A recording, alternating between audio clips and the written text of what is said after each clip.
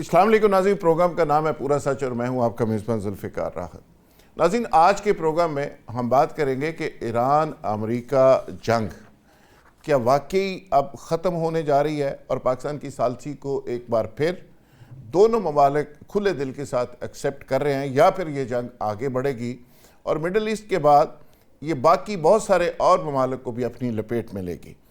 سر دست امریکی وزیر جنگ یہ کہتے ہیں، وہ سینٹ کی کمیٹی میں پیش ہوتے ہیں اور وہاں پہ یہ کہتے ہیں کہ اب تک $38 بلین خرچ آ چکے ہیں۔ جب وہ یہ بات کر رہے تھے تو سینٹ کے باہر ان کی خلاف مظاہرہ جاری تھا اور وہاں پہ بڑی تعداد میں امریکنز موجود تھے جو یہ مطالبہ کر رہے تھے کہ اس جنگ کو بند کیا جائے، اور ساتھ ہی ساتھ ان سے یہ پوچھ رہے تھے کہ یہ $38 بلین آپ نے ہمارے ٹیکس پیئرز کا کیوں خرچ کیا، اور آپ کے ہاتھ 17 امریکیوں کے خون سے رنگے ہوئے ہیں۔ ایسے حالات کے اندر امریکہ دوبارہ حملوں کی دھمکی دے رہا ہے اور ایران دوبارہ سے سامنے کھڑا ہے، اور ایران اب یہ کہتا ہے کہ وہ اپنے شہید سپریم کمانڈر کی ہلاکت کا ہر صورت میں بدلہ لیں گے، اور اب پہلے تو ہم دفاعی پوزیشن میں تھے لیکن اب اوفینسو پوزیشن میں جا کے ہم اٹیک کریں گے۔ سعودی اتحاد ایکٹیو ہو چکا ہے، پاکستان سعودی عرب کے ساتھ ایک اسٹریٹجک ایگریمنٹ میں ہے۔ حوثیوں کی دھمکی کے جواب میں سعودی اتحاد نے کہا ہے کہ وہ ہر صورت میں حوثیوں کی جارحیت کا مقابلہ کریں گے، اور پاکستان نے بھی اس حوالے سے حوثیوں کو ایک وارننگ جاری کی ہے۔ آگے کیا ہوگا اس پہ بات کریں گے، اور پروگرام کے دوسرے حصے میں بہت ہی امپورٹنٹ موضوع، ہمارے ہمسایہ ملک کے اندر مودی بالکل ہٹلر کی طرح بیہیو کر رہا ہے اپنی قوم کے ساتھ، نوجوانوں کے اوپر بے تحاشا تشدد، بے رحمانہ تشدد، کاکروچ پارٹی کو کچلنے کا ایک پورا ایجنڈا، اور ساتھ ہی ساتھ اپوزیشن کو دیوار کے ساتھ لگانے کا پورا پلان۔ نریندر مودی نے راہل گاندھی اور اس کی بیگم کو اور دیگر اپوزیشن رہنماؤں کو بہت ظلم و ستم کے بعد گرفتار کر لیا ہے جی، اور انڈیا کے اندر ایک عجیب و غریب صورتحال ہے، اور وہاں پہ ایک بالکل ڈکٹیٹرشپ کا ایک سٹائل نریندر مودی کا ہے۔ وہاں پہ بہت سے جو جرنلسٹ ہیں، بہت سے ہیومن رائٹ ایکٹیوسٹ ہیں، وہ سب کے سب مودی کے حوالے سے اپنے اسٹیٹمنٹ جاری کر رہے ہیں۔ نصیر الدین شاہ صاحب کا اسٹیٹمنٹ بھی ہم آپ کو سنائیں گے، اور وہاں پہ کیا ہو رہا ہے اس کے کچھ ویژولز بھی آپ کے سامنے رکھیں گے۔ میں نصیر الدین شاہ دو باتیں عرض کرنا چاہتا ہوں آپ سب سے۔ پہلی بات تو یہ ہے کہ اگر ایک جاہل اس ملک کی رہنمائی کرے تو اس کا دل یہی چاہے گا کہ پورا ملک اسی کی طرح جاہل، ناسمجھ، ناقابل اور بے رحم بنے۔ میں نے ابھینے کے بارے میں سب سے زیادہ جو سیکھا ہے وہ ان بچوں سے، ان طالب علم سے جنہیں سکھانے کی کوشش میں نے کی ہے۔ میری پوری ہمدردی ان کے ساتھ ہے۔ میں انہیں ہزار ہر سانس کے ساتھ دعائیں دیتا ہوں اور ہر ٹیچرز ڈے پر انہیں سلام کرتا ہوں۔ اس وقت میرا دل بھی بھرا ہوا ہے اور میں غصے سے کھول بھی رہا ہوں یہ دیکھ کر کہ ہمارے ان بچوں کے ساتھ کس طرح ظلم کا برتاؤ کیا جا رہا ہے ان غنڈوں کے ہاتھوں، جو مجھے امریکہ کے آئس ایجنٹس کی یاد دلاتے ہیں، منہ پہ نقاب لگائے ہوئے، ہاتھ میں ڈنڈا لیے ہوئے۔ کبھی اپنے بچوں کے بارے میں بھی سوچا کرو، اور یہ بھی سوچو کہ تمہارا انجام تمہیں بھی ایک دن ملے گا ضرور۔ تو ناظرین، آغاز کریں گے ایران امریکہ جنگ کے حوالے سے، اور آج میرے ساتھ جو پینل موجود ہے، بریگیڈیئر ریٹائرڈ فاروق حمید سینئر اینالسٹ ہیں، دفاعی حوالے سے ان کی ایک خاص نظر ہے تمام ڈیولپمنٹ کے اوپر۔ عارف چوہدری صاحب اسلام آباد سے ہمارے ساتھ پروگرام کا حصہ ہیں، اور عارف چوہدری صاحب کو آپ جانتے ہیں، اسلام آباد ہائی کورٹ کے پریزیڈنٹ رہے، معروف وکلا لیڈر بھی ہیں، معروف قانوندان بھی ہیں۔ خالد فاروقی صاحب اسٹوڈیو کے اندر ہمارے ساتھ تشریف رکھتے ہیں، سینئر صحافی ہیں، سینئر تجزیہ کار ہیں۔ قاضی احمد اکبر ممبر صوبائی اسمبلی پنجاب اور پی ٹی آئی کے سینئر رہنما ہیں۔ قاضی اخوت زادہ چٹان وہ بھی ہمارے پروگرام کا حصہ ہیں، پیپلز پارٹی کے سینئر رہنما ہیں۔ راجہ مظہر حیات صاحب لنڈن سے ہمیں جوائن کریں گے، معروف سیاسی اور سماجی شخصیت ہیں، اور اوورسیز کی وہ اس پروگرام میں نمائندگی کریں گے۔ بریگیڈیئر صاحب، آپ سے پروگرام کا آغاز کرتے ہوئے، مڈل ایسٹ کی سچویشن کیا رخ اختیار کرتی ہوئی نظر آ رہی ہے؟ حوثی بھی ایکٹیو ہیں، ایران کی باقی پروکسیز بھی ایکٹیو ہو چکی ہیں، حماس کی نئی لیڈرشپ آ چکی ہے، امریکہ کی طرف سے دھمکیاں مل رہی ہیں, ثالثی دوبارہ شروع ہو چکی ہے, ایران ڈٹ کے کھڑا ہے, کیا لگ رہا ہے آپ کو؟ بسم اللہ الرحمن الرحیم. بہت شکریہ ذوالفقار راحت بھائی. یہ جنگ ختم نہیں ہونے لگی, ٹھیک ہے, بیچ میں پازز آئیں گے, جس طرح ابھی کہا جا رہا ہے کہ جی 10 دن کے لیے پھر سیز فائر کر لیں تاکہ اس میں کوئی بات چیت ہو, کوئی تھوڑا سا معاملات میں کانفیڈنس بلڈنگ ہو, اور اس کے بعد جو 60 دن کا پروسیس تھا, دیکھیں اس میں 30 دن تو میرا خیال گزر گئے ہیں, شاید زیادہ ہی, تو وہ اب جو باقی پروسیس ٹائم رہ گیا, کیا اس میں ایک فائنل اگریمنٹ ہو سکتا ہے؟ کیا پاکستان نے جو پھر تھوڑا سا میں سمجھتا ہوں کہ پہلے چند دن ہم چپ رہے ہیں کہ حالات کس طرف جا رہے ہیں, لیکن اب ایرانین انٹیریئر منسٹر کے آنے سے اور لگ یہ رہا ہے کہ غالباً پھر ایک دفعہ پاکستان جو ہے کوشش کرے گا کہ ان کی آپس میں کوئی صلح کرائی جائے, کچھ معاملات آگے چلیں, پیس اگریمنٹ کی چیزیں آگے چلیں. پاکستان تو چلے وہ کرے گا, لیکن نظر نہیں آ رہا کہ یہ جو ہے امن, دیر پا امن جو ہے وہ قائم ہوگا گلف میں, مڈل ایسٹ میں. آپ دیکھیں کہ ایک تو بہت حیران کن ڈیولپمنٹ ہے کہ ایران نے شاید جارڈن تک تو ان کی میزائل گئے, لیکن اس طرح, اور جارڈن میں امریکن بیسز کو بھی انہوں نے بہت نقصان پہنچایا ہے, لیکن اوپنلی جس طرح ماضی میں اسرائیل اور ایران کی جنگ ہوتی تھی وہاں پہ معاملہ کو تھوڑا سا ٹھنڈا پڑا ہوا ہے. تو یہ ایک بہت ہی جو ہے اسٹرینج ڈیولپمنٹ ہے. نہیں, ٹھنڈا کیا پڑا ہوا ہے, ٹھنڈا کیا پڑا, اسرائیل نے اس دفعہ اٹیک نہیں کیا, اب یہ کہہ رہے ہیں. جی میں یہ کہہ رہا ہوں کہ جس طرح کھل کے ان کی آپس میں پہلے جنگ ہوتی رہی ہے, ابھی پچھلے 15-20 دن میں زیادہ ایران کا فوکس رہا ہے کہ جو بحرین, کویت, قطر, یہاں پہ جو امریکن بیسز ہیں ان پہ انہوں نے بہت حملے کیے ہیں اور بہت نقصان پہنچایا ہے. اس کی شاید اس کی برگیڈی صاحب شاید وجہ یہ ہے کہ امریکہ نے اس دفعہ یہ سارے مسلم ممالک کے جو بیسز ہیں ان کو یوز کیا ہے, اور یہ بھی ایک اسٹریٹجی کا حصہ تھا کہ ہم ان کو یوز کریں گے, ایران ریٹیلیٹ کرے گا اور اسلامی ممالک کے اندر بم پھینکے گا, تو ان کی آپس میں لڑائی ہوگی, اور کسی حد تک وہ کامیاب بھی رہا. جی تو یہی ہے نا کہ ان کی غالباً یہ حکمت عملی امریکہ کی اسرائیل کی کہ اسرائیل ابھی نہیں کود رہا جنگ میں دوبارہ, لیکن کہا ہے کہ ہم بالکل تیار ہیں ایران پہ حملے کرنے کے لیے, بٹ کوشش یہ کہ کس طرح آپس میں مسلمان ممالک کو لڑایا جائے.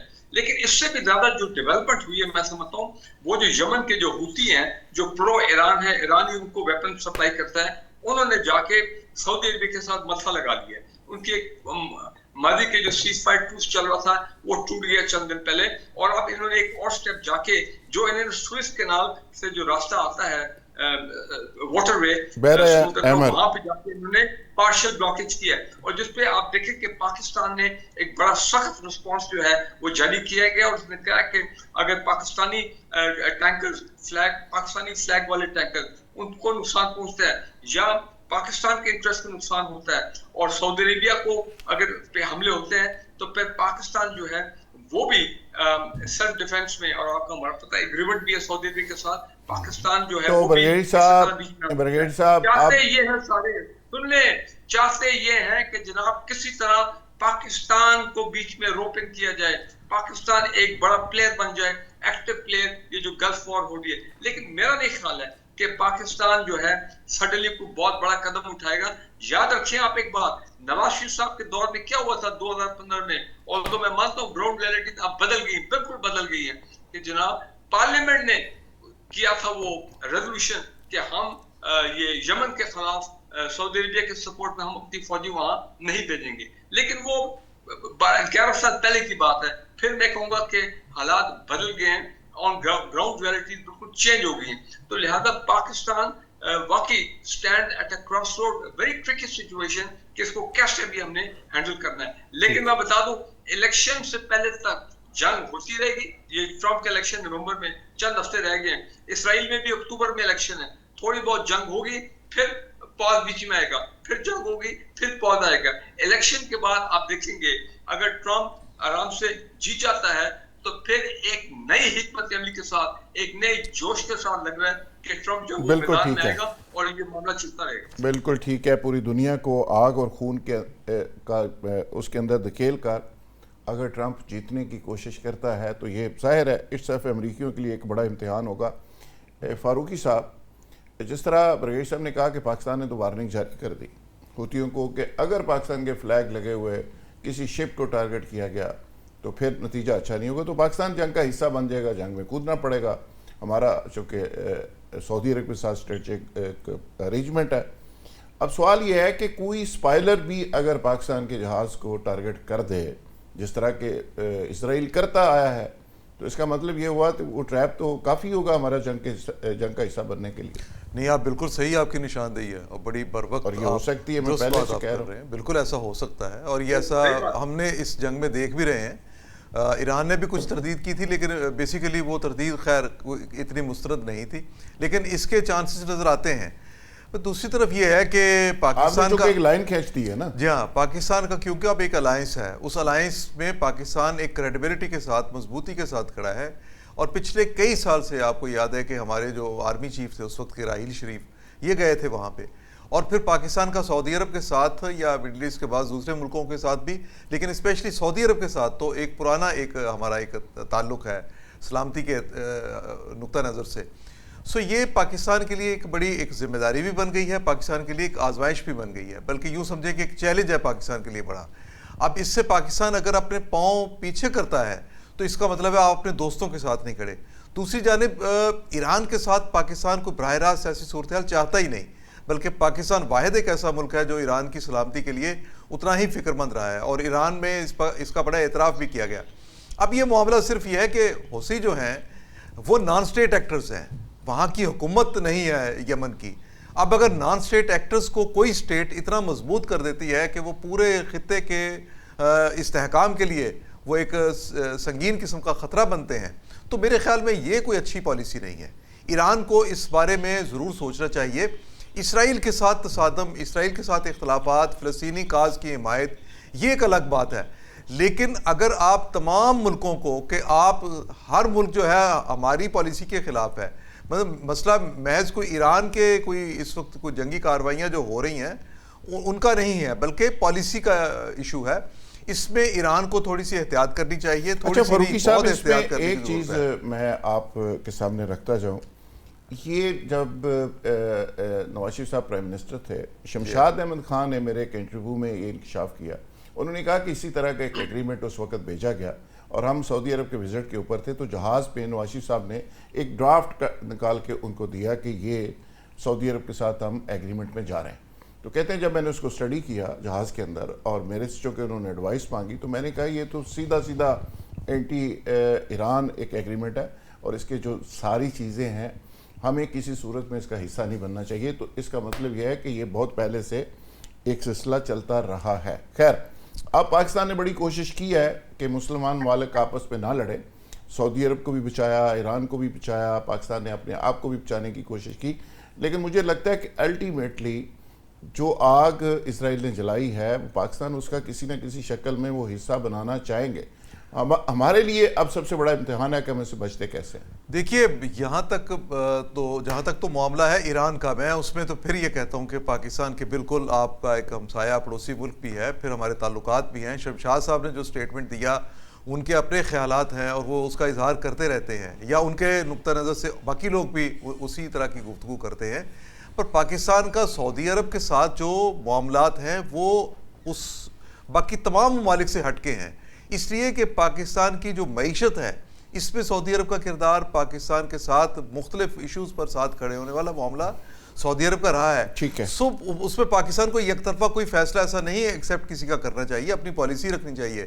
پر یہ جو حوثیوں والا معاملہ ہے اس میں ایران کو اس وقت ضرورت اس بات کی ہے کہ ایران اپنے دوستوں کو اپنے ساتھ رکھنے کے لیے ایران کو ایک سٹیپ آگے آئے، اور وہ کم از کم باب المندب والا جو ایشو ہے اس میں وہ دنیا کو اگر اس میں مداخلت کر کے حوثیوں کو، لیکن سعودی عرب کے ساتھ ڈائریکٹ کانفلکٹ جو ہے وہ پاکستان کے لیے ایک چیلنج بنا. فاروقی صاحب، ہونا تو یہ بھی چاہیے تھا کہ مسلمان ممالک کو ٹارگٹ نہ کیا جاتا، مسلمان ممالک آپس میں نہ لڑتے.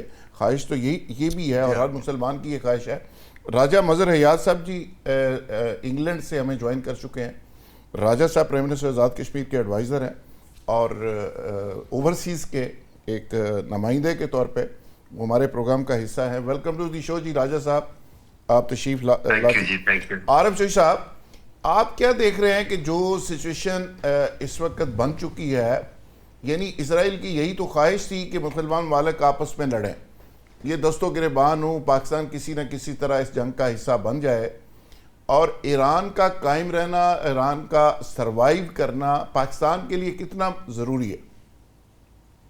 ذوالفقار صاحب, اکثر جب ہم بات کرتے ہیں تو ہم سب لوگوں کا رخ جو ہوتا ہے وہ ایران کی طرف ہوتا ہے کہ ایران کو یہ کرنا چاہیے, ایران کو اس سے اجتناب کرنا چاہیے. ہم بالکل اس طرف جو سب کچھ کر رہا ہے وہ اس کی طرف ہم رخ نہیں موڑ سکتے, کیونکہ وہ ہمارا رخ مڑنے ہی نہیں دیتا. ہماری گردن میں اس حد تک اس نے اپنا سریا ٹھونکا ہوا ہے.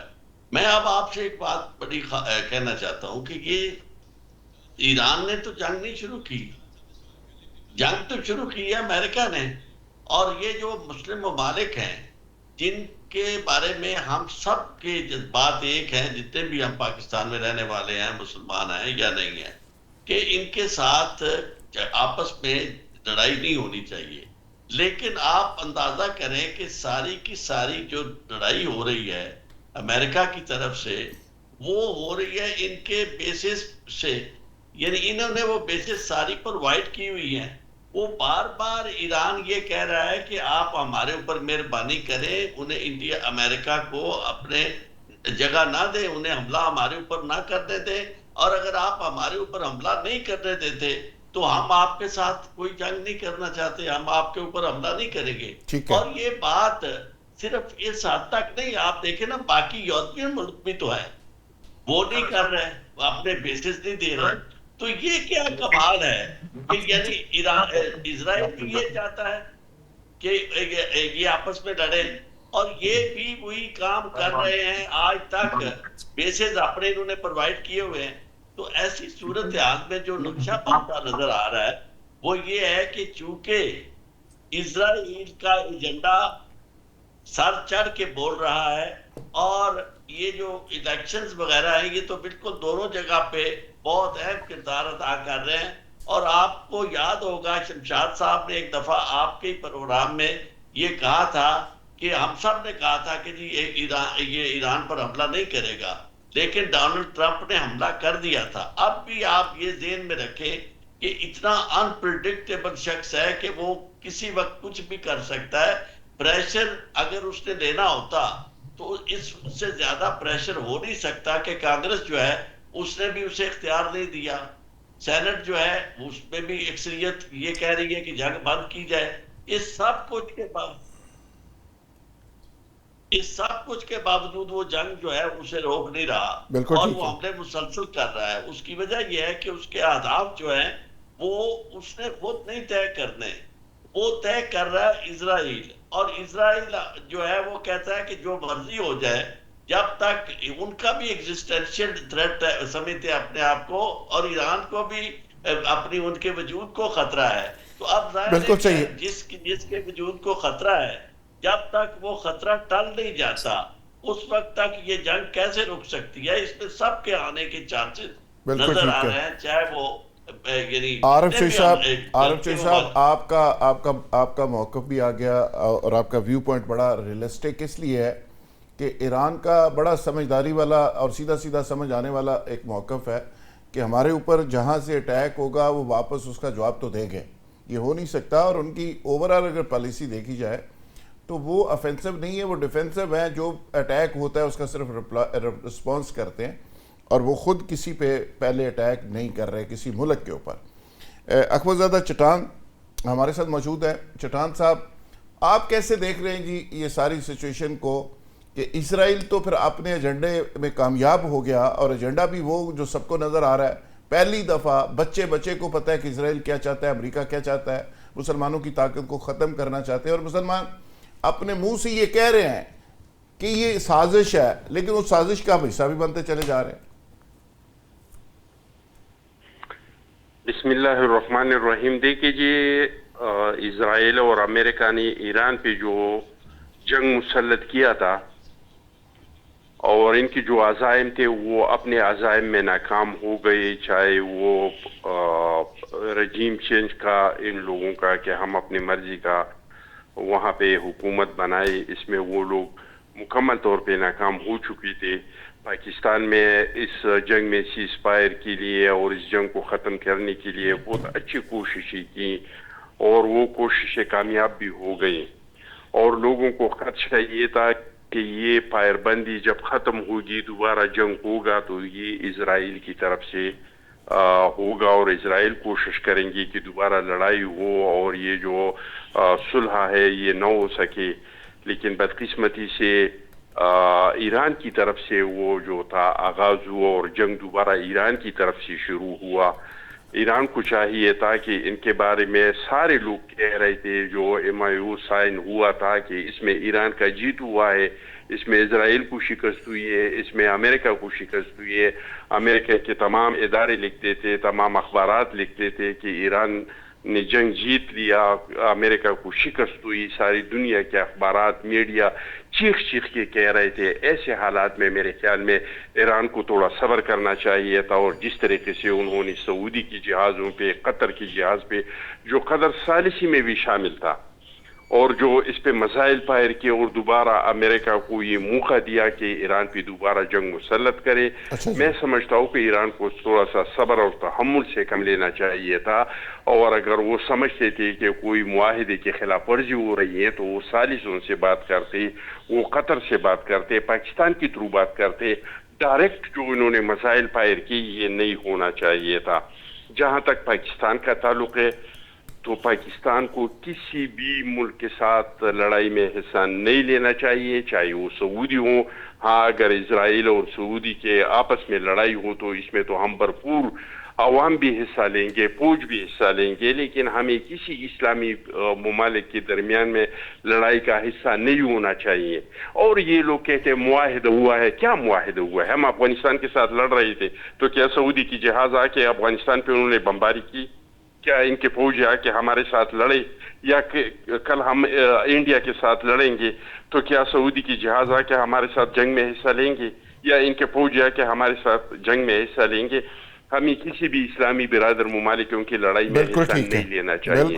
اور جو ہماری پڑوسی ممالک ہے آپ کے لیے سب سے زیادہ اہم جو ہے دنیا میں، جو امریکہ سے بھی اہم ہے، جو رشیا سے بھی اہم ہے، دنیا کی کسی بھی ملک سے اہم ہے، وہ آپ کے پڑوسی ہیں۔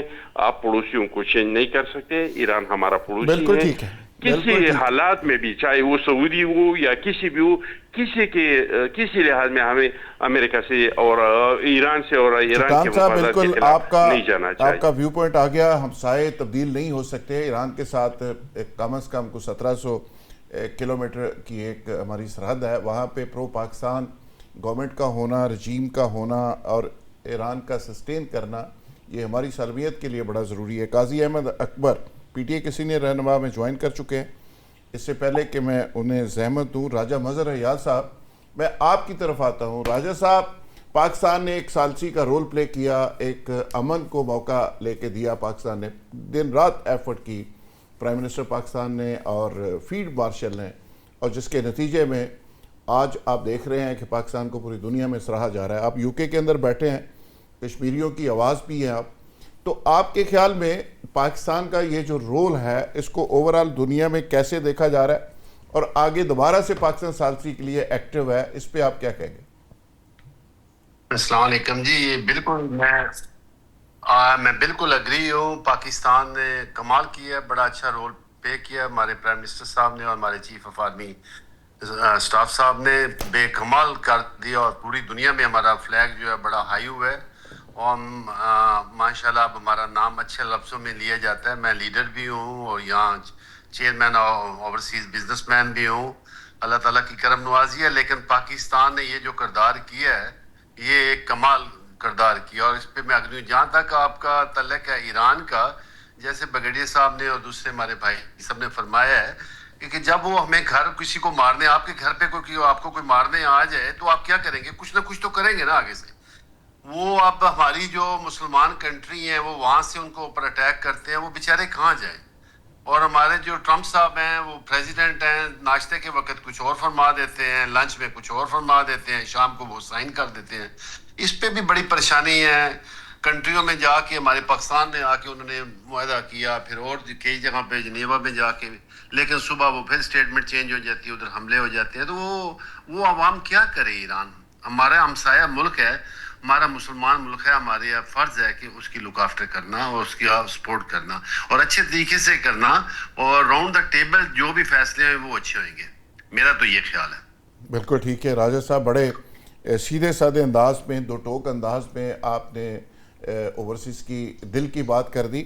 ناظرین یہاں لیں گے ایک بریک, اور بریک سے جب واپس آئیں گے تو ایشو کو کنٹینیو کریں گے. Stay with us. Welcome back ناظرین, وہی سے سلسلہ جوڑتے ہیں جہاں پہ ختم کیا تھا. قاضی احمد اکبر صاحب, اب پاکستان کا ایک رول ہم نے دیکھا, پوری دنیا نے دیکھا اور پوری دنیا نے اس کو اپریشیٹ کیا. بیچ میں دوبارہ سے لڑائی شروع ہو گئی, اب دوبارہ ایک ثالثی کا رول چل رہا ہے. پاکستان اب آپ کے خیال میں کہاں کھڑا ہے, اور پاکستان کو کیا فیصلہ کرنا چاہیے؟ اگر سعودی عرب بھی اس میں انوالو ہوتا ہے تو پاکستان کو کیا جمپ ان کرنا چاہیے اس جنگ میں, یا ایران کے ساتھ کھڑا ہونا چاہیے؟ پانی رات صاحب دیکھیں, اس میں میرا پہلے بھی تجزیہ یہ تھا, اور وقت کے ساتھ وہ کافی حد تک بات صحیح بھی ثابت ہو گئی, کہ بیسیکلی جو جن کی جان ہے وہ طوطے میں ہے, اور طوطا جو ہے وہ اسرائیل ہے, جن جو ہے وہ امریکہ ہے. جب تک اسرائیل نہیں چاہے گا یہ جنگ نہیں ختم ہو سکتی, چاہے ثالثی جو مرضی کر لے, پاکستان اپنا زور لگا لے, سعودی اپنا زور لگا لے, لیکن جب تک اب اسرائیل کا انٹرسٹ کیا ہے؟ اسرائیل کا انٹرسٹ یہ ہے کہ مڈل ایسٹ میں کسی نہ کسی حوالے سے کیوس رہنا چاہیے. اب جب امریکہ ایران پہ حملہ کرتا ہے تو ایران کی پہنچ امریکہ تک تو نہیں ہوتی, وہ اس کے بیسس پہ قطر اور اس کے جو ساتھ کے جو ہیں ان پہ حملہ کر دیتا ہے بیسس پہ. تو یقیناً ہوتا کیا ہے کہ ایک مسلمان ملک ایک اور مسلمان ملک کے اوپر بمباری کرتے ہوئے اس جنگ کا خلاصہ یہی نکلتا ہے آخر میں, اور امریکہ اور اسرائیل جو ہے وہ اپنی جگہ پہ موجود رہتے ہیں. تو میں سمجھتا ہوں کہ یہ جب تک اسرائیل والا ایشو سیٹل نہیں ہوگا, اب سوال تو یہ پیدا ہوتا ہے کہ اسرائیل والا ایشو کیسے سیٹل ہوگا. تو جتنا میرا تھوڑا بہت ایز اے اسٹوڈنٹ تجزیہ ہے, مجھے نہیں لگتا کہ اسرائیل کبھی بھی یہ چاہے گا کہ مڈل ایسٹ میں امن ہو, اور اسرائیل ہمیشہ امریکہ کو اس مقصد کے لیے استعمال کرتا رہے گا, اور یہ مسئلہ چلتا رہے گا. یہاں پہ یہ کہنا بڑا امپورٹنٹ ہے کہ ایران نے جو گیون سرکمسٹانسز تھے, جو ان کے پاس وہ کہتے ہیں نا, جو ان کے گھر پہ ہتھیار موجود تھا, اس کے ساتھ وہ ننگی تلواروں کے ساتھ نکل کر آئے اور اپنی غیرت کے لیے لڑے.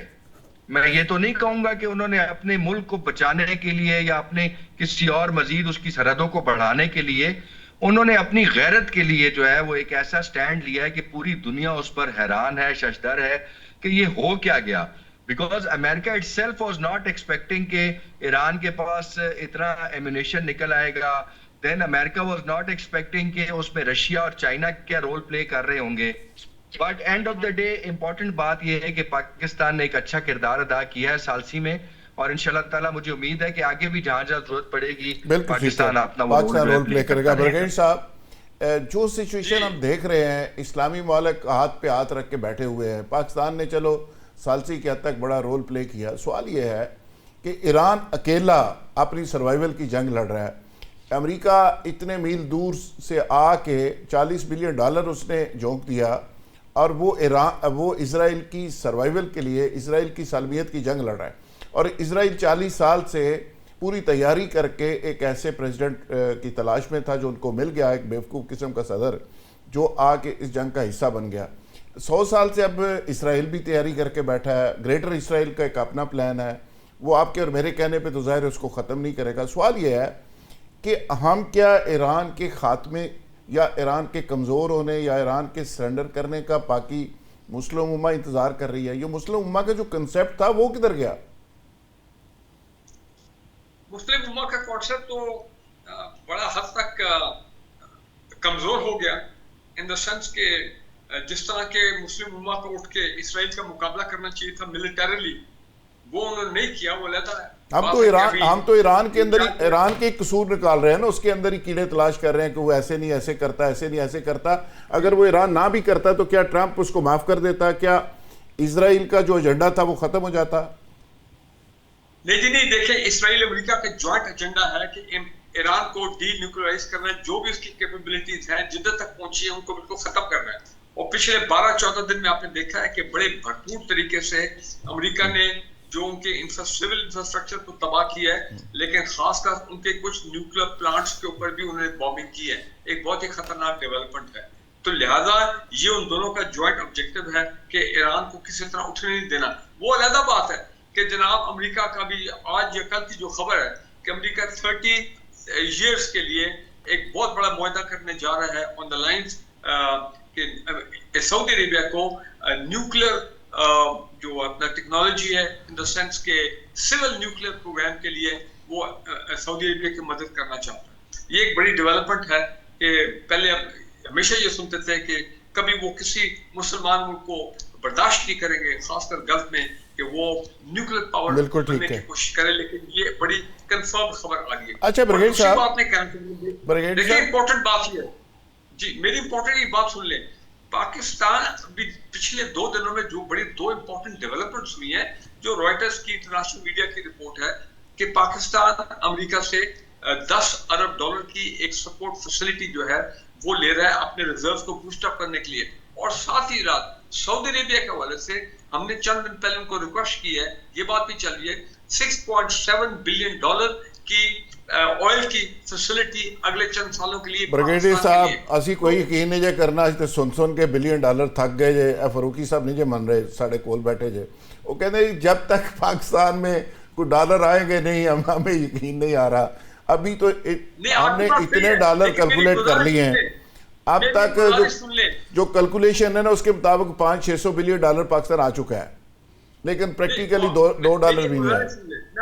मैं बात आपकी मानता हूँ। देखें, हमारी माजी के तजुर्बात ये थे अफगान जिहाद से और वॉर ऑन टेरर पे कि हमने किसी की जंग में, किसी और की जंग में शामिल नहीं होना। अगर हम किसी और की जंग में शामिल होंगे तो हमारा नुकसान जो है हो सकता है। अच्छा ब्रिगेड साहब, थोड़ा सा हम ज़रा हमसाया मुल्क के ऊपर भी थोड़ी बात कर लें आपसे, चलो आगे बढ़ जाते हैं। नरेंद्र मोदी ने वहाँ पे बिल्कुल ही हिटलर से भी आगे निकल गए हैं, अपोजिशन को भी रगड़ दिया है। इंतहाब सदी की जो उनकी सोच अपनी जगह है, जो कश्मीर के अंदर उन्होंने किया वो आपके सामने है, और अब कॉकरोच पार्टी की जो यूथ है सारी एजेंसी को मार मार के उन्होंने बरकस निकाल दी है।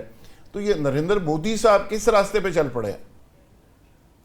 देखें जी, Narendra Modi butcher of Gujarat, butcher of Indian occupied Kashmir, मुसलमानों का दुश्मन, और आरएसएस और बीजेपी का आप समझे जिन्होंने एक डिक्टेटर पुट अप किया, अपना democratic dictator sort of a person in India. यहाँ पे बात हुई थी कि अगर मूडी कहता है कि अगर आप मूडी हमारा पानी रोकेगा तो हम उसकी सांस बंद कर देंगे। मैं कहता हूँ अल्लाह की शान देखें कैसे उसके अपने बंदों ने लाखों की तादाद में यंग लोग, जनरेशन ज़ी, इमर्जिंग जनरेशन, स्टूडेंट्स, यूथ, वो बाहर निकले। उन्होंने न्यू दिल्ली को पैरालाइज कर दिया, पूरे मुल्क में मूवमेंट स्प्रेड हो गई है, और मूडी को की अपने सर्वाइवल जो है वो खतरे में। अच्छा, उसकी घर में, यानी घर में कैसे लोगों को मारा है। मैं समझता हूँ मूडी के वाकई सांस जो है बंद हो रही है, उसको घर की पड़ गई है। फारूकी साहब उन्हें कहा जी कि असी तो कैसी सांस बंद कर देंगे, लेकिन वो कारची मसला हो गया, असी तो सानू नहीं लोड़ बंद करने।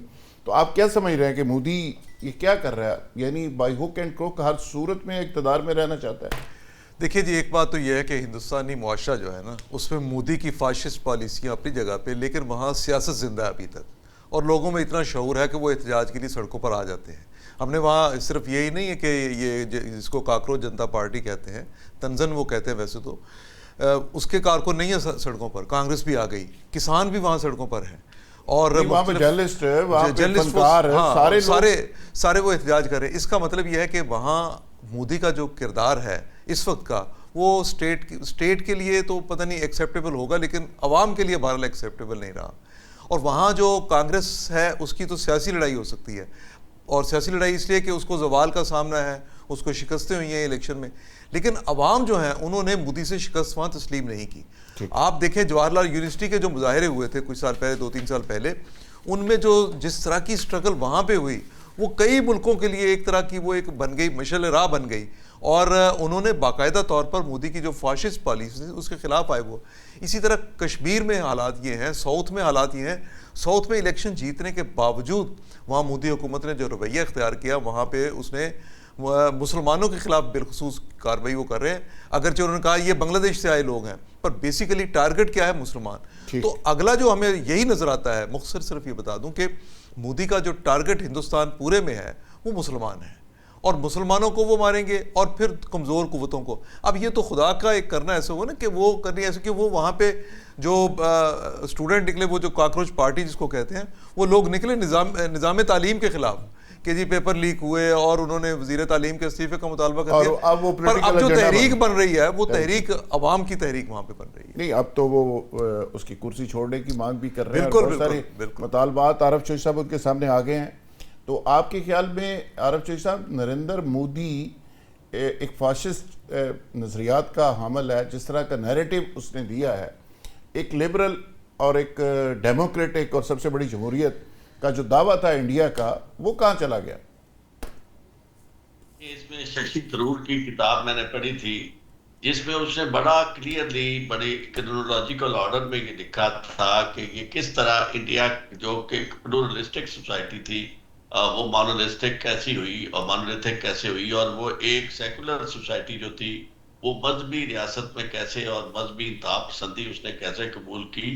تو اس طرح کے چھوٹے چھوٹے کردار جو ہیں ان کو صرف اسی بنیاد پر طاقت اور اختیار ملتا ہے جب وہ لوگوں کے تعصبات کے ساتھ کھیلتے ہیں اور نفرتیں جو ہیں ان کو بوتے ہیں اور نفرتوں کے بیج کاٹتے ہیں۔ اب معاملہ یہ ہے کہ مجھے بہت خوشی ہوتی کہ آج جو ہم دیکھ رہے ہیں، واقعی ایسا وقت بھی آئے گا اور آ چکا ہے کہ نریندر مودی جو ہے ultimately he has to now lose and he has to go. اس کی وجہ یہ ہے کہ لوگ بھی تنگ آ چکے ہیں، چونکہ بہت زیادہ فاشسٹ اس کے ایکشنز ہوئے ہیں، اور ہر جگہ انہوں نے صرف مسلمانوں کے ساتھ ہی نہیں باقی اقلیتوں کے ساتھ بھی اس کا رویہ جو ہے وہ انتہائی غیر انسانی ہے اور اسے ایبسولوٹلی یعنی انٹالریبل ہے۔ لیکن اب ایک چیز جو میں سمجھتا ہوں کہ جو ہمیں بھی سوچنے والی بات ہے کہ جب ہم مودی کے بارے میں بات کرتے ہیں، کشمیر میں ہونے والے ظلم کے بارے میں بات کرتے ہیں، تو کبھی ہمیں بھی یہ سوچنا چاہیے کہ کاش ہم بھی اپنے گھر میں اتنا معاملہ ضرور کر لیتے کہ کسی کو بات کہتے ہوئے ہمیں خوشی ہوتی اور ہم بڑے فخر سے یہ کہتے کہ دیکھو ہمارے ہاں تو یہ جمہوریت ہے، اور یہ جمہوریت کا حسن جو ہے اس کے ساتھ ہم زندگی گزار رہے ہیں۔ ہم تو لوگوں کو احتجاج کا حق بھی دیتے ہیں اور لوگوں کو ہم سڑکوں پہ بھی آنے کے لیے موقع دیتے ہیں، ہم گلا نہیں گھونٹتے، ہم لوگوں کی سانس نہیں دباتے۔ لیکن بدقسمتی یہ ہے کہ اس طرف ہم توجہ نہیں دے رہے، اور یہ توجہ نہ دینا جو ہے یقیناً ایک ایسی مجرمانہ بے حسی ہے کہ جس کے نقصانات دنیا نے آج تک دیکھے اور ہم آلریڈی فیس کر چکے ہیں، اور ہمارا اس طرح خاموش رہنا، یہ میں سمجھتا ہوں کہ مودی ہو یا ہمارے اپنے ہاں یہ صورتحال ہو، ہمیں اس کا ضرور خیال کرنا چاہیے۔ مودی کو ہمیں کنڈیم کرنا چاہیے۔ عارف چوہدری صاحب، بالکل عارف چوہدری صاحب، جو بات آپ نے کہی ہے اس کو اجازت دے تو آگے بڑھاتے ہوئے کہ وہاں پہ کاکروچ پارٹی کا احتجاج اتنا خوفناک، لیکن اس کے باوجود کسی کے گھر کو نہیں توڑا گیا ابھی تک، کسی کی ماں بہن کو پکڑا نہیں گیا، ان کے اوپر اس طرح کی ایف آئی آر درج نہیں ہوئی جس کا آپ ذکر کر رہے ہیں۔ قاضی احمد اکبر صاحب، آپ کیسے دیکھ رہے ہیں جی؟ انڈیا کے اندر کئی ریاستوں کے اندر احتجاج کی ایک کیفیت ہے، بنگلہ دیش کی صورتحال پہلے آپ لوگ دیکھ چکے، وہاں پہ مودی کے خلاف جو مظاہرے ہیں وہ ایک بغاوت کی شکل اختیار کر رہے ہیں۔ تو آپ کو کیا لگ رہا ہے کہ انڈیا کے another state with in state کئی طرح کے کوئی گروپس سامنے آ گئے ہیں؟ ذوالفقار بھائی، جب آپ پہلے بات کر رہے تھے نا کہ مودی نے کس طریقے سے اپوزیشن کو اپنی کچل دیا ہے، کس طریقے سے وہاں پہ پروٹیسٹرز کے اوپر جو ہے وہ ظلم کے پہاڑ ڈھائے جا رہے ہیں، اور کس طریقے سے کشمیر میں وہ معاملوں کو مس ہینڈل کر رہے ہیں، تو وہ جب آپ یہ ساری باتیں بتا رہے تھے تو مجھے اس طرح لگ رہا تھا کچھ لمحوں کے لیے کہ شاید آپ پاکستان کی بھی یہی بات کر رہے ہیں۔ پاکستان میں بھی کچھ حالات تو کچھ پاکستان میں بھی ایسے ہی ہیں، کوئی طرح مختلف قاضی صاحب، لیکن قاضی صاحب آئیڈیا انہیں اتھو لیا ویسے جی آئیڈیا ادھر سے لیا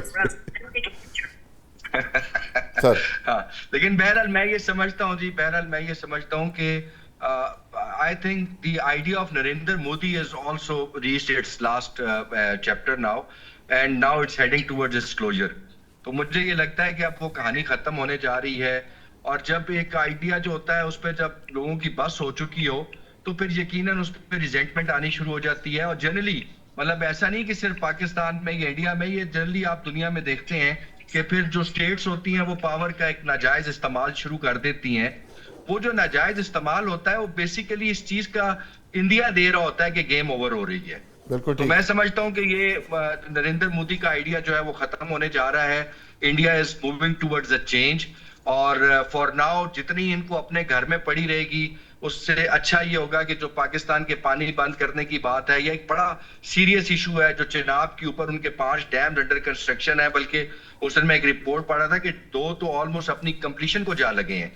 تو مطلب آئی تھنک ان چیزوں سے ان کا کچھ دھیان ہٹے گا اور اپنے اندر کے مسائل میں پڑے رہیں گے. تو پاکستان کی طرف سے ان کی نظر. بالکل صحیح. راجہ صاحب, آپ تو مودی کے ظلم کو کشمیری بڑی دیر سے برداشت کر رہے ہیں اور فیس کر رہے ہیں, اور آپ کے اپنے ہی ساتھی, اپنے عزیز, اپنے ہی بھائی مقبوضہ کشمیر میں بھی ہیں اور آزاد کشمیر میں بھی ہیں, اور آپ پاکستان کی آواز ہیں پوری دنیا کے اندر.